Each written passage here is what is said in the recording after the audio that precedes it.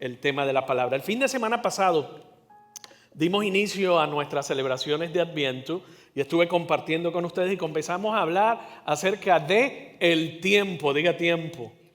Es algo inusual hablar del tiempo en el periodo de Navidad, pero cuando examinamos los distintos pasajes, no solo relacionados a la Navidad, sino que vemos pasajes a través de toda la Escritura, encontramos que el elemento tiempo es importante. Y no solamente para los personajes bíblicos, sino que el elemento tiempo representa espera en cierta medida y por otro lado representa el cumplimiento de una promesa.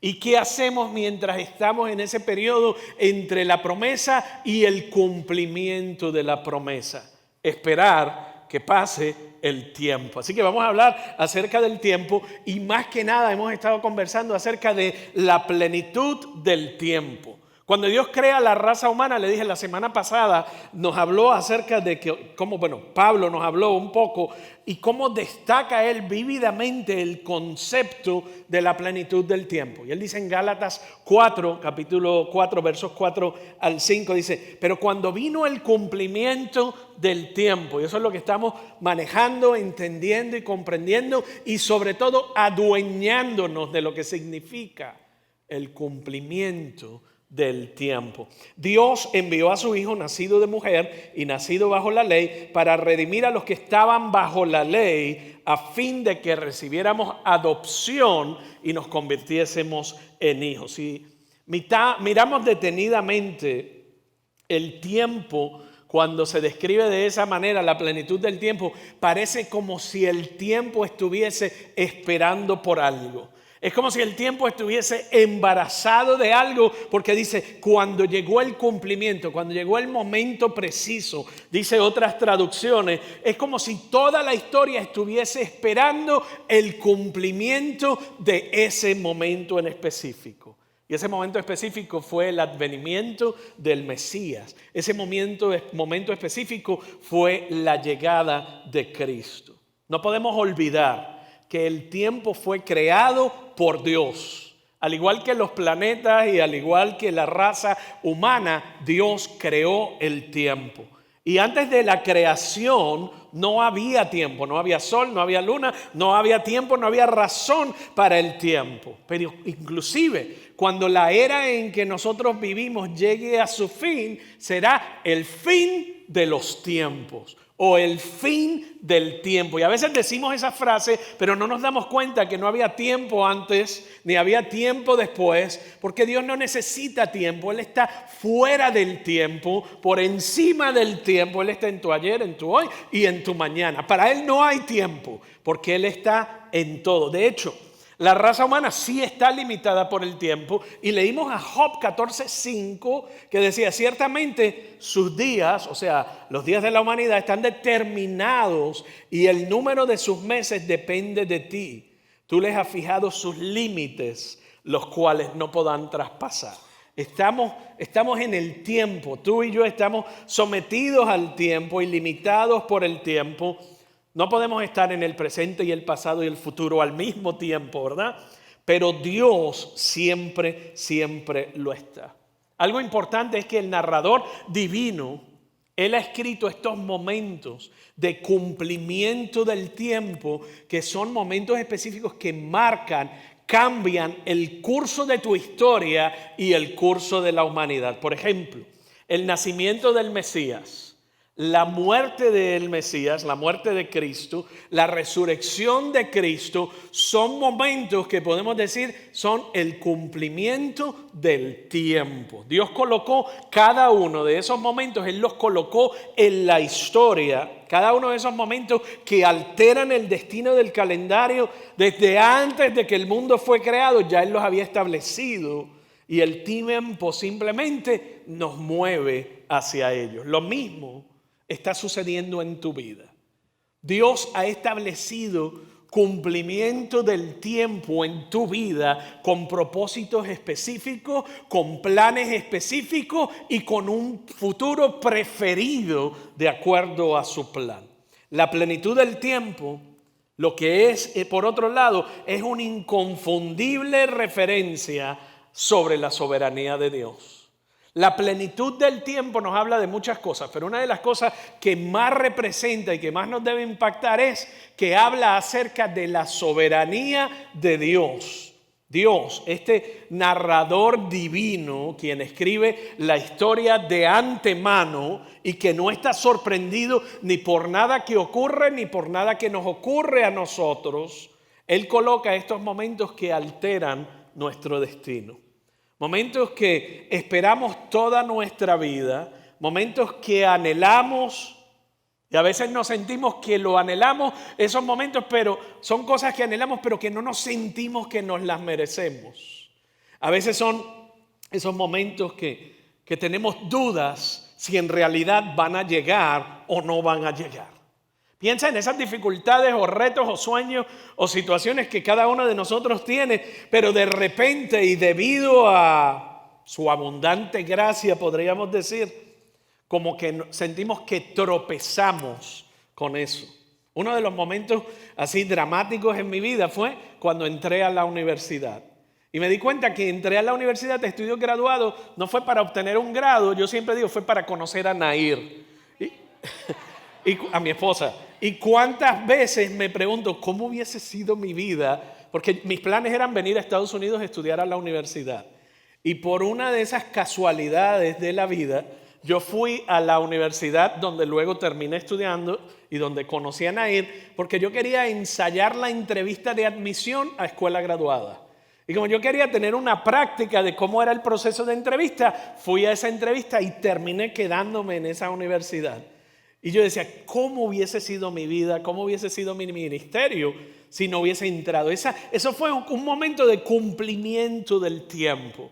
Para mí el plan preferido de Dios era que yo me casara con Nair. Me pude haber casado con cualquier otra persona, pero yo siento por lo que hemos vivido, lo que hemos alcanzado, cómo Dios nos ha puesto para lidiar juntos y trabajar juntos y alcanzar juntos los retos, las dificultades, los desalientos, las tristezas, las alegrías, todo. ¿Verdad? Y yo digo, wow, ¿cómo hubiese sido la vida diferente? Eso es solo un ejemplo terrenal, desde mi perspectiva, de uno de mis cumplimientos del tiempo. Imagínate entonces a nivel celestial, cuando Dios habla de que Él tiene para Él ya establecido momentos de cumplimiento del tiempo en tu vida. Yo quiero que tú pienses en eso en un momento. De hecho, para nosotros, cosas que nos parecen como un de repente o una casualidad, Él ya las había establecido como futuro preferido desde antes de la fundación del tiempo. Ya Dios lo tenía en su mente. El salmista dijo, desde que antes de que tú respiraras, en el Salmo 139, 16, desde antes que tú tomaras tu primer suspiro, los días de tu vida ya estaban escritos en su libro. Eso no te da que pensar a veces que andamos aterrorizados por una u otra cosa. O se nos cae el mundo por una u otra cosa. Y andamos con miedo. Y Dios dice, pero es que tus días ya están determinados desde antes de la fundación del mundo. Desde antes de que tú respiraras. Eso no es una licencia para desprenderse de la sabiduría tampoco.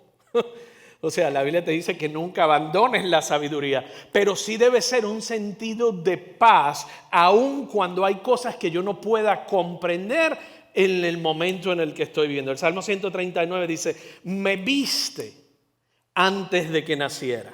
Cada día, diga cada día de mi vida estaba registrado en tu libro.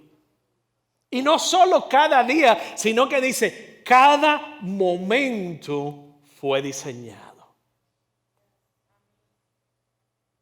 Antes de que un solo día pasara. O sea, yo no quiero que tú pierdas eso de perspectiva. Dice, cada momento, el cumplimiento del tiempo, los momentos, los tiempos. Hay dos tipos de momentos. Ese verso 16 habla de momentos. Dice, cada momento. Hay dos tipos de momentos. El primero es un breve intervalo de tiempo de forma singular. Es un breve intervalo de tiempo. Vuelvo en un momento, regreso en un momento, o me voy por un momento, o me va a tomar apenas un momento. El segundo es más significativo. Es cuando las circunstancias se alinean para crear algo más grande que el momento real. Es cuando las circunstancias se alinean para crear algo más grande que el momento real. Algo que se recordará por mucho tiempo después de que suceda. Ese segundo tipo de momento es un momento de plenitud del tiempo. Y Dios ya los ha escrito de antemano. Ambos tipos ya están escritos en su historia. Los momentos triviales y pasajeros y los momentos trascendentales e importantes, pivotales en tu vida.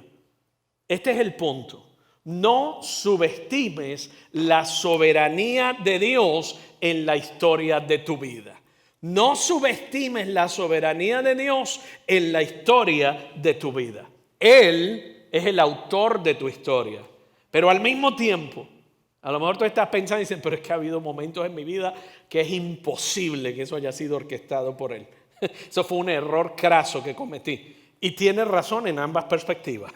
Él es el autor de tu historia, pero al mismo tiempo no olvides el poder de tus propias decisiones. ¿Están conmigo hasta aquí? Dios es soberano, su sabiduría es soberana, pero en su sabiduría soberana también nos dio libre albedrío. Él tiene un futuro escrito, diseñado y planificado para ti, pero tú decides en tu día a día qué futuro tú quieres determinar para tu vida. ¿Cuál es el destino de tu vida? Hay un futuro preferido. Dios dice, este es mi futuro preferido, estas son las opciones y se alinean con su plan, con sus principios y con su palabra. No es muy difícil de discernir. Él dice, este es mi espacio. Y dentro de ese espacio tú puedes tomar todas las decisiones que tú quieras. No es que Él te está manipulando ni dirigiendo en cada paso. Para eso te dio cerebro, para eso te dio la sabiduría, te dio revelación, te dio su palabra, te dio sus promesas. Tú tomas todas esas decisiones. Y cada paso, ¿se acuerdan de la sabiduría cuando hablábamos hace una semana? Te van dirigiendo hacia un propósito y el destino preferido de Dios. Ahora, la voluntad de Dios no se hace todos los días. Ni en la vida nuestra, ni en la vida de los países, ni en las comunidades. Por eso oramos, hágase tu voluntad. En la tierra como en el cielo. En mí, en mi vida, en mi familia, en mis pensamientos. Hágase tu voluntad porque tu voluntad es buena, es perfecta, es precisa y es bondadosa para mi vida. Dios tiene los días de tu vida escritos en un libro. Pero cuando vivimos en desobediencia, si decides vivir en desobediencia o tú tomas decisiones deliberadamente que te ponen en desacuerdo con la voluntad y los principios de Dios, tú vas a encontrar tu vida en la página equivocada de la historia. Tú vas a encontrar y vas a poder perderte uno de esos momentos de plenitud del tiempo. Y a lo mejor estás pensando, bueno, pues se acabó aquí la plática, porque yo he cometido tantos y tantos errores que mi plenitud del tiempo ya se me fue. No es así, porque Dios es un Dios de justicia, pero es un Dios de amor. Es un Dios perdonador y es el reconciliador más grande de todos. Y entonces Él dice, vas a vivir con las consecuencias de esas decisiones, pero en la medida en que tú te sigas alineando con mi plan, con mis propósitos, tú vas a ver que vas a tomar otro tipo de decisión que va a traer corrección a tu vida y alineamiento y te va a poner eventualmente en la página correcta del futuro que yo he diseñado y tengo para ti. ¿Están conmigo hasta aquí? Entonces hay esperanza para todos, los perfectos o los que se creen perfectos y para los imperfectos como yo, que hemos cometido muchos errores. Él da una tras oportunidad, tras otra. Hay un futuro y hay un futuro preferido.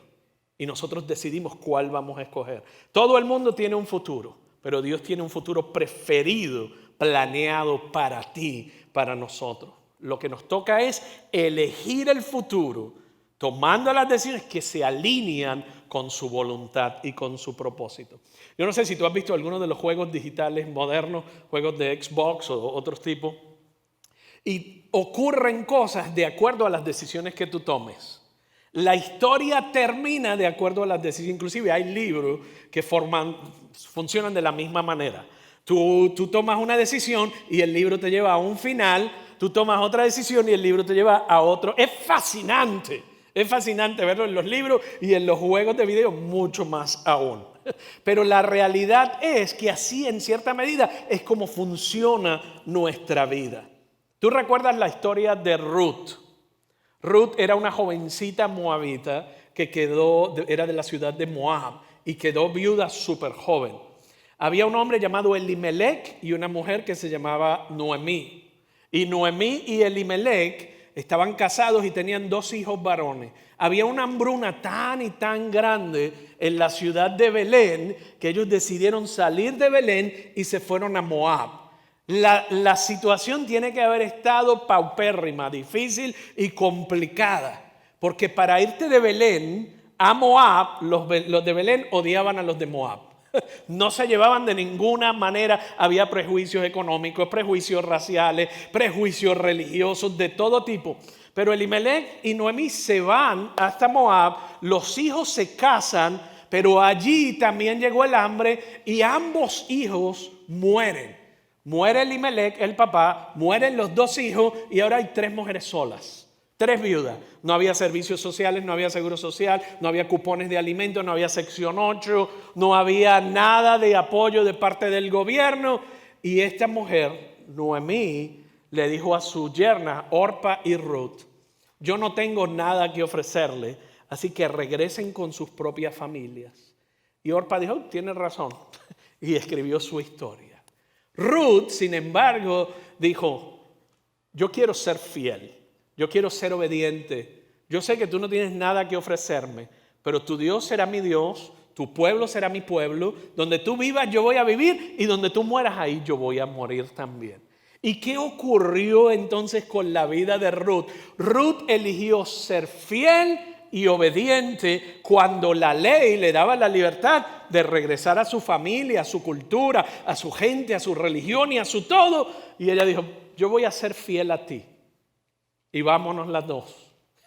Y entonces en Ruth capítulo 2, verso 3 dice, ella fue y al llegar espigó en el campo tras los segadores.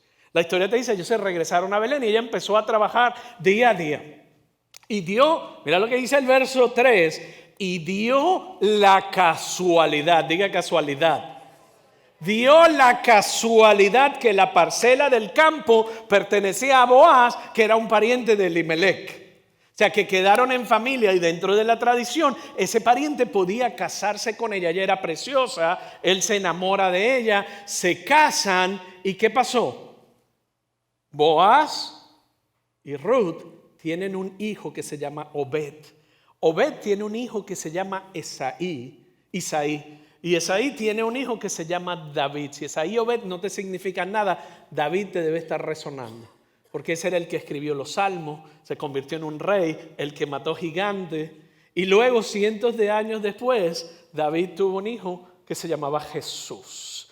Ruth, la moabita, extranjera, viuda, sin probabilidades, pensó que de repente y de casualidad ella había llegado a recoger espigas.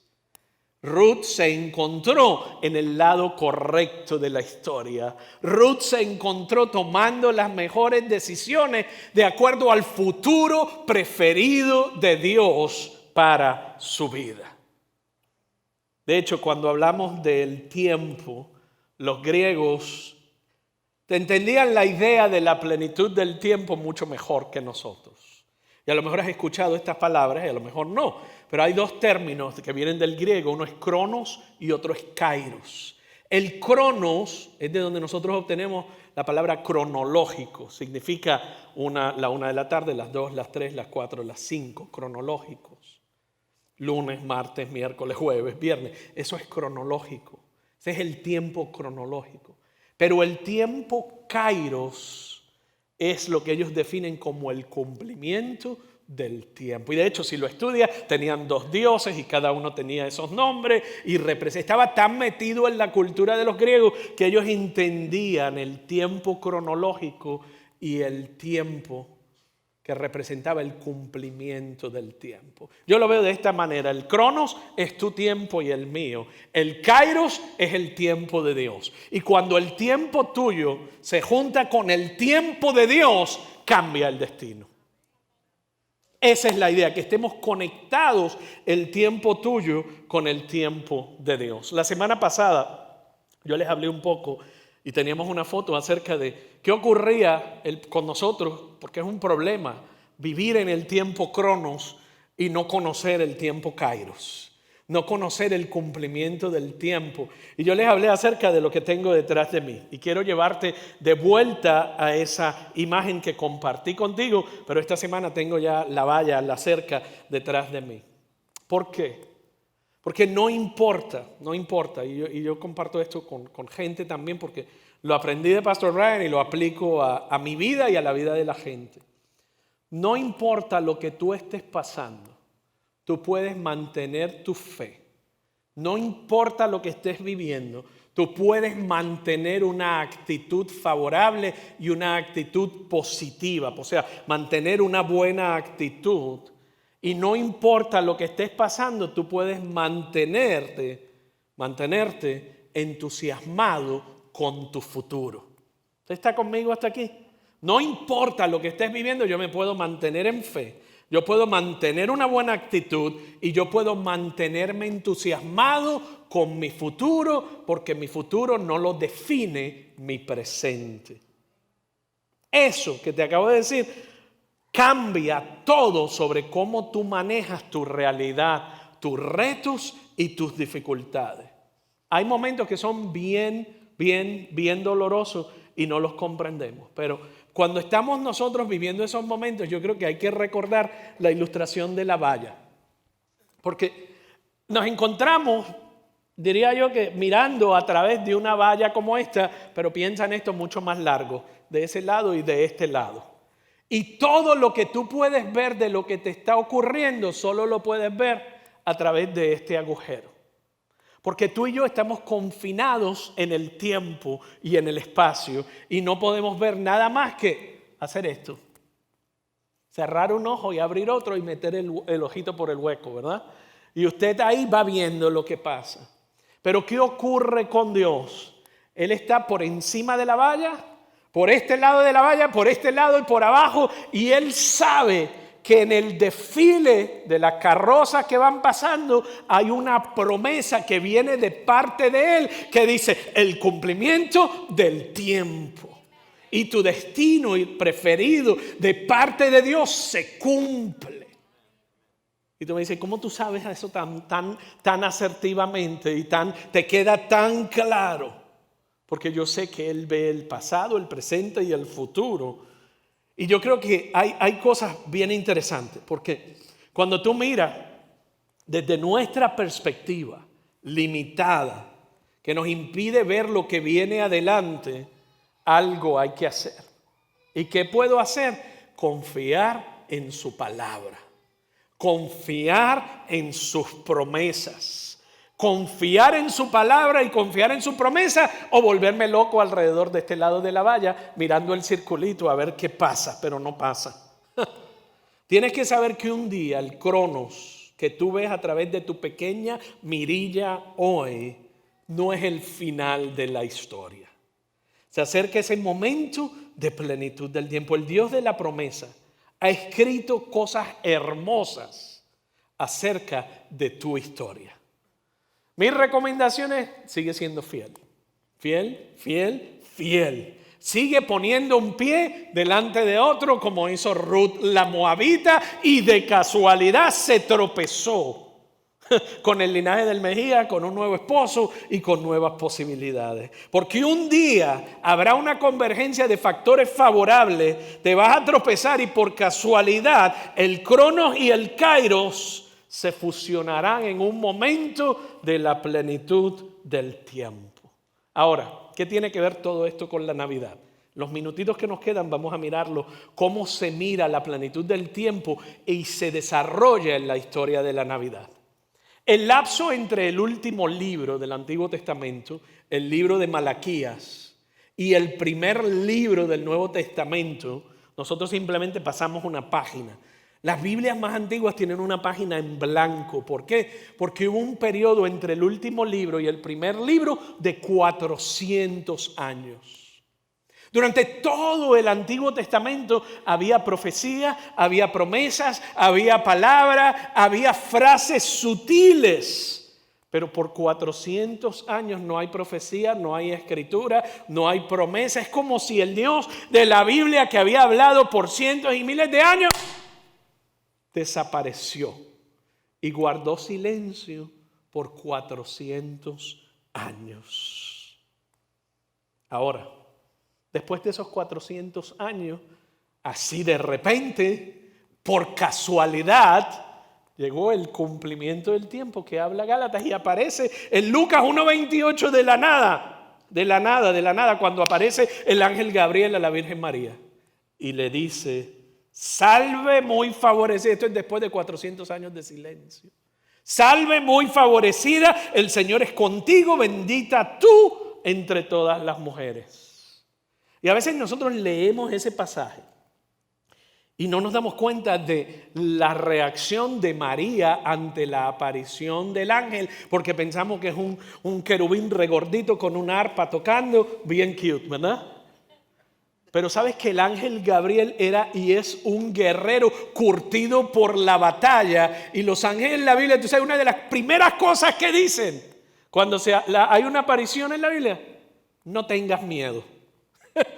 O sea, el tipo tiene que ser impotente, musculoso y grandote. Y se le aparece a María, una adolescente. Y lo primero que le dijo a María fue: no tengas miedo. Porque María quedó aterrada, confundida y atemorizada. El verso 29 dice: cuando ella lo vio, se turbó con sus palabras. Y pensaba: pero ¿qué clase de saludo es este? ¿Qué clase de salutación es esta? Y el ángel le dijo: María, no temas, porque has hallado gracia delante de Dios. ¿Usted se imagina ese momento del cumplimiento del tiempo? No hay emoji que le explota el cerebro que lo pueda explicar. Concebirás en tu vientre y darás a luz un hijo y llamarás su nombre Jesús. Este será grande y será llamado Hijo del Altísimo. El Señor le dará el trono de David, su padre. ¿Se acuerdan de Ruth y Obed, de Isaías? Y reinará sobre la casa de Jacob para siempre y su reino no tendrá fin. Imagínese, el ángel Gabriel, usted está intimidado y le sale con esa. Lo único que María pudo decir: pero ¿cómo así? Si soy virgen. O sea, no fue lo único que se le ocurrió. El ángel le dijo: el Espíritu Santo vendrá sobre ti y el poder del Altísimo te cubrirá con su sombra, por lo cual también el santo ser que va a nacer será llamado Hijo de Dios. Y aquí está el punto culminante. Bueno, todo es punto culminante ahí, porque esto es después de 400 años y está pasando todo esto. Pero mira el verso 37. Pues la palabra de Dios nunca dejará de cumplirse. Pues la palabra de Dios, María, nunca dejará de cumplirse. Pasaron 400 años de silencio, pasaron miles de años para muchos de los que escribieron la profecía, nacieron, escribieron, se murieron y se murieron ellos y sus hijos y los hijos de sus hijos. Pero el verso 37, Gabriel le dice: pues la palabra de Dios nunca dejará de cumplirse. Hay otras traducciones al castellano que dicen: pues nada es imposible para Dios. A mí me gustan las dos, pero más me gusta esta, porque es la menos leída. Y dice: la palabra de Dios. Eso tú te lo debes aprender y poner esto en la frente, en el corazón, en la boca y en todas partes y en todos lugares. La palabra de Dios nunca dejará de cumplirse. Cuando me sienta derrotado, me sienta desilusionado, me sienta que no tengo perspectiva, me siento que ha pasado mucho tiempo, me siento que las cosas no van bien, me siento que los cambios van de mal en peor, la promesa es la palabra de Dios, nunca dejará de cumplirse. Ni en María, ni en José, ni en Jesús, ni en mí, ni en mis hijos, ni en los hijos de mis hijos. ¿Tú sabes cuál es el problema? Que esto no es cierto para ninguna otra cosa en el mundo. La gente falla, los sistemas fallan, la computadora falla, el gobierno falla, yo fallo, tú fallas. O sea, el fracaso es algo absoluto, es un hecho absoluto en la vida. Pero la palabra de Dios es lo único en la que tú puedes confiar completamente. Es lo único en que tú puedes decir, la palabra de Dios nunca dejará de cumplirse. El punto es este: cuando Dios te ha hecho una promesa, cuando Dios ha fijado una fecha en el calendario humano para tu vida personalmente o para la raza humana colectivamente, lo puedes garantizar 100% de confiabilidad. Dios siempre, ciertamente hará todo aquello que dijo que iba a hacer y que iba a cumplir. La temporada navideña es ciertamente se trata del nacimiento de Jesús. Se trata de la primera venida del Mesías. Pero la Navidad también es una celebración del hecho de que Dios nunca deja de cumplir su palabra. Por eso tú puedes mantenerte expectante. Diga expectante. Hay gente que espera, pero espera sin expectación. Espera sin expectativa. De hecho, todo el Antiguo Testamento es una acumulación. Es la historia de la caída de la humanidad en Génesis 2. Usted lee Génesis 1, la creación, un poquito más adelante del 2, la creación, pero lee el 2, la caída de la raza humana. El capítulo 3 de Génesis es la promesa de la restauración de la raza humana y de la venida del Mesías. El resto de la Biblia es una esperanza y una espera y una expectativa del cumplimiento de esa promesa en Génesis 3:15. ¿Usted está conmigo hasta aquí? Entonces, si usted cree que ha esperado, la Biblia nos enseña, la Navidad es el cumplimiento de su palabra, pero una enseñanza acerca de que en mi momento de espera, Él va a cumplir su palabra. Él va a cumplir lo que prometió. Aproximadamente 2/3 de la Biblia están dedicados a esperar el cumplimiento de una promesa. Algún día vendrá el Mesías. Solo piénsalo por un momento. Figuras, tipos, profecías, promesas. Todo eso a través del Antiguo Testamento eran promesas, ¿verdad? Cientos de profetas y cientos de promesas en el Antiguo Testamento. Recordatorios que decían, no te rindas. Yo mantengo mi palabra. En la plenitud del tiempo haré lo que he dicho. ¿Y qué pasa? El nacimiento, la muerte y la resurrección de Jesús fueron el cumplimiento de numerosas promesas, palabras proféticas y profecías acerca del Mesías. Más de 700 años antes del nacimiento, escucha esto, más de 700 años antes del nacimiento de Cristo, Miqueas, en el capítulo 5, verso 2, dijo que el Mesías tan esperado iba a nacer en Belén de Judea.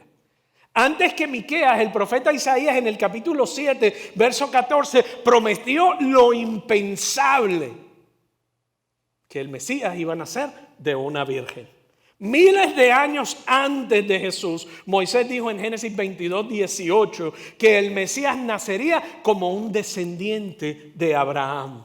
Tanto Oseas como Jeremías, otros de los profetas, dan detalles específicos sobre la cultura y la coyuntura social en la que el Mesías iba a nacer. Cientos y cientos y cientos y cientos de años antes.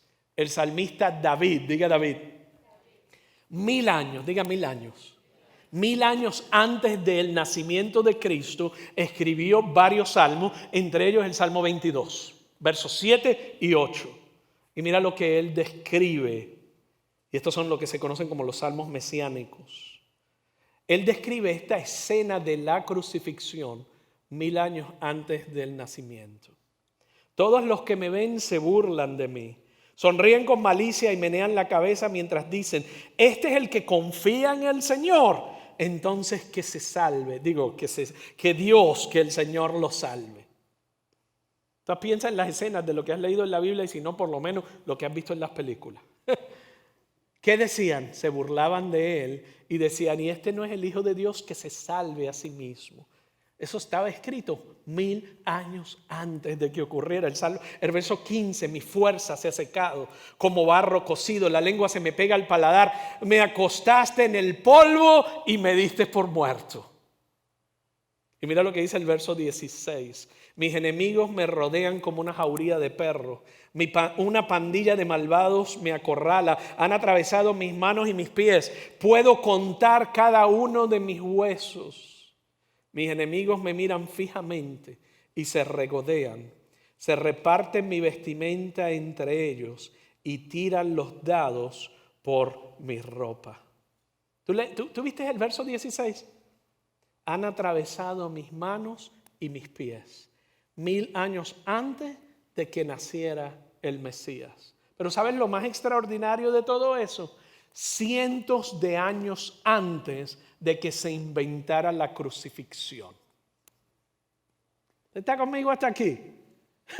O sea, ese es el Dios que tú y yo le servimos y que hace promesas y cumplimientos de palabras que no son un accidente. O sea, hay cientos y cientos y cientos de profecías, de libros que fueron escritos por decenas de autores de épocas diferentes y momentos diferentes y escribieron estas cosas. Los eruditos nos han dicho que para obtener la ramificación completa de la probabilidad de que una sola persona cumpliera todas las profecías mesiánicas escritas en el Antiguo Testamento, es como si tú tomaras una moneda de 25 centavos, una y la marcaras, y luego llenaras todo el territorio del estado de Texas 2 pies de monedas de 25 centavos. Estamos hablando de la probabilidad de que un solo hombre pudiera cumplir todas las profecías descritas. Toma una moneda, márcala con rojo, todo lo que compone el territorio del estado de Texas, llena los 2 pies de monedas de 25 centavos, ponle una venda a un hombre y luego dile, tienes una oportunidad para sacar la moneda de 25 centavos con la marca roja. Ese es el nivel de probabilidad de que un solo hombre pudiera cumplir con todas las profecías, cientos de profecías cumplidas, las profecías mesiánicas en Cristo, en Jesucristo. Eso solo para darnos la idea. Hoy necesitaba el emoji. Este es el punto que yo quiero hacer resaltar.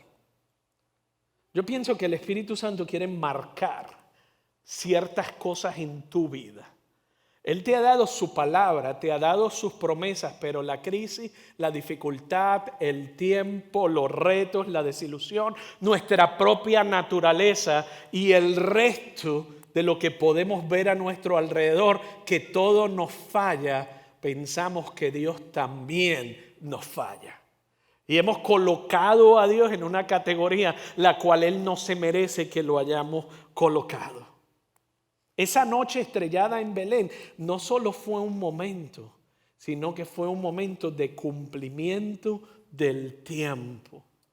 Y hoy todavía Dios nos está diciendo a ti y a mí que Él tiene el control. Lo que tú piensas que te destruye no te va a destruir, sino que te va a hacer más fuerte. Esa es mi propia teoría. Porque aún lo mejor está por venir para ti. El Padre del tiempo. Cantábamos una canción que dice, aunque no lo pueda ver, está obrando. Aunque no lo pueda ver, está obrando. Si por mí fuera, cantáramos esa canción todos los domingos, porque yo la necesito. Porque hay cosas en mi vida en que el desánimo, la desilusión y los retos y mi falta de fe me tiene que llevar de nuevo a la promesa de Dios y decirme, tú no le estás creyendo a alguien en el vacío. Cuando alguien te hace una promesa que no cumple promesas, ¿qué tú haces? Otra más. Las palabras se las lleva el viento. Pero cuando es alguien que te cumple su palabra y te hace una promesa, ¿qué tú haces?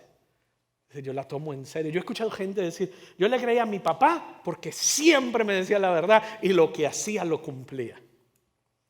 También he escuchado decir, a mi papá yo no le creía ni la oración que rezaba. ¿Por qué? Porque palabra que decía, palabra que no cumplía.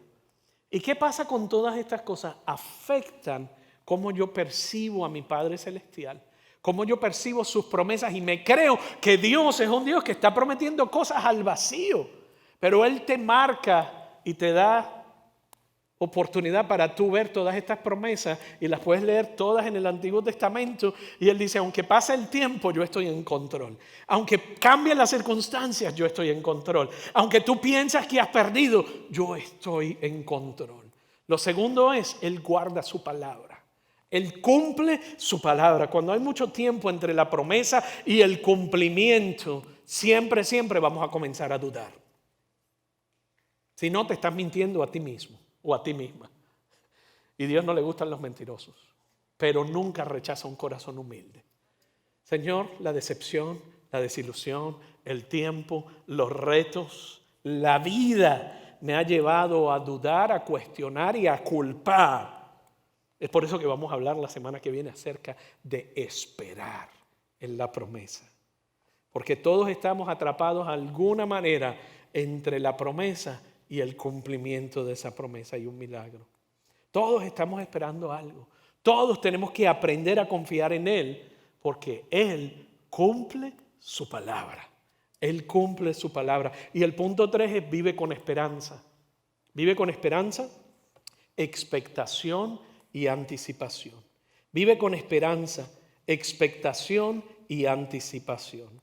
Eso es lo que crea una promesa confiable. Eso es lo que crea una promesa confiable. Una promesa confiable nos lleva a recordar la corona de Adviento, donde Él nos da paz alrededor de las circunstancias, pero también nos da una esperanza. Y esa esperanza gloriosa solo viene del pasado cumplimiento de sus promesas. Él tiene un futuro preferido para ti y tiene un futuro preferido para cada uno de nosotros. Pero a lo mejor la duda, el cuestionar o el culpar te ha quitado y te ha robado de vivir con esperanza, con expectación y con anticipación.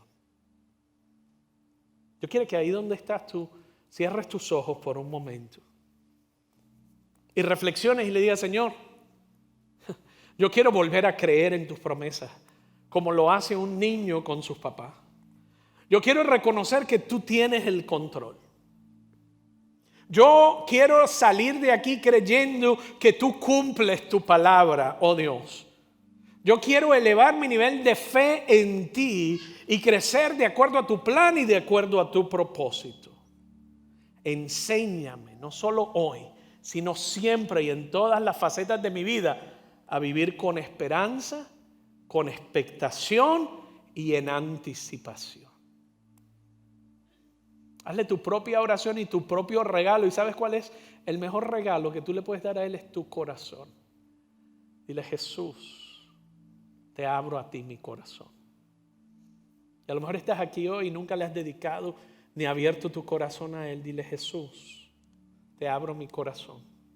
Perdona mis pecados. Reconozco tus promesas como fieles y verdaderas.